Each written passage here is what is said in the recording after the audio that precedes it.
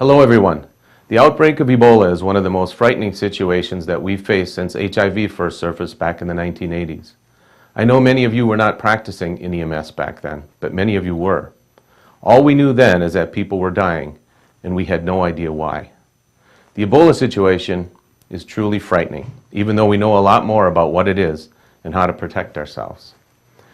We have a lot of people working diligently across the Allina health system to help us all be prepared in the event Ebola shows up here.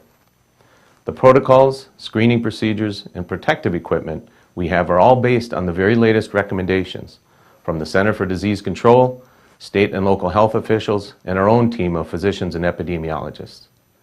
I want to address the disconnect we see in the media. There are TV images of providers caring for Ebola patients that include all sorts of levels of hazmat gear.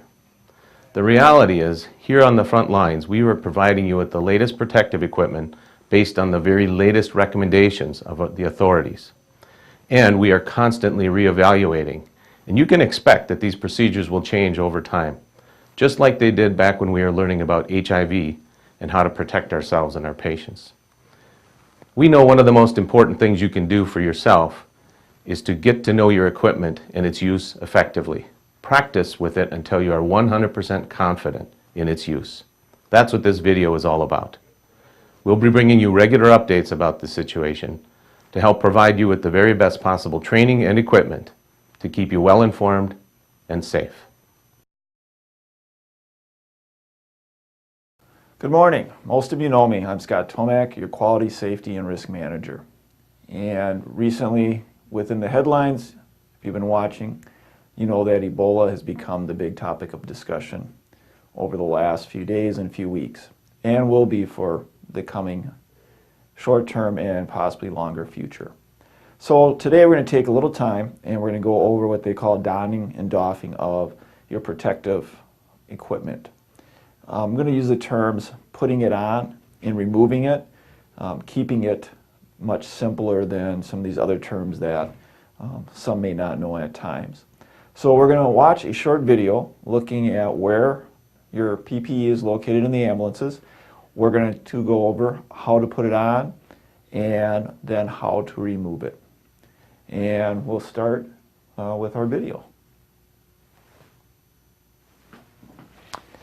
As you can see here, it's being removed and it's being kept in the area right above the linen. And all of the ambulances are going to be standardized to have it in one place. You can notice that Corey here grabbed both the PPE package and an N95 mask, and they are kept separate due to the fact that we may need an N95 in other patients, but not the PPE. He first removed the instruction sheets, and you should use that as a check sheet as you place your PPE.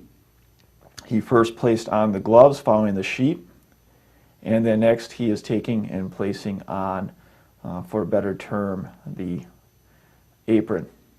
And again, you'll see him reference back to the check sheet. You should think of this no different than a pilot doing a pre-flight check. He places his fingers through the holes. The thumb has the area to go through, as you can see him demonstrated there. You want to make sure you get your fingers through that. He pulls the ties around and ties them in the front, and again refers to the reference sheet there, no different than, as I said before, a pilot doing a pre-flight. This is to remind you, make sure that you are following the steps correctly. He is now placing the booties onto his feet, and these you want to do somewhat cautiously since our boots are typically larger than what may be found with hospital shoes. He now removes the N95 and makes sure that he has it in the correct position, so has the band at the top so it'll mold over the nose.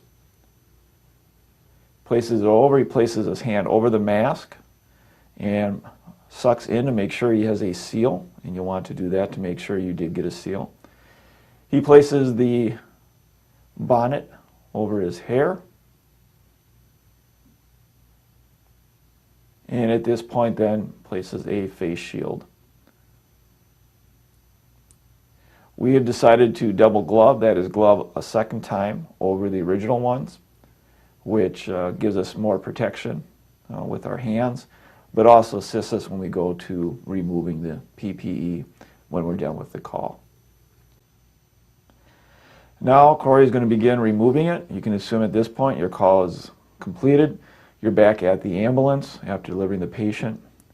Opens the red bag and removes very carefully the face shield and removes the bonnet. As you can see, he moves his hands to the top of the head to avoid being near the face, and then at this point removes the booties.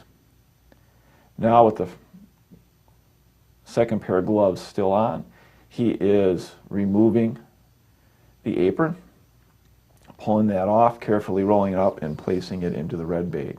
As you can see, he has a second pair of gloves on, which at this point should still remain clean.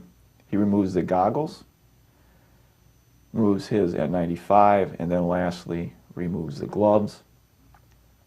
And then at that point will foam his hands. Following that, should don another pair of gloves and carry that red bag into a designated area in the ED, at which time remove your gloves, foam your hands again, and then wash your hands in the ED.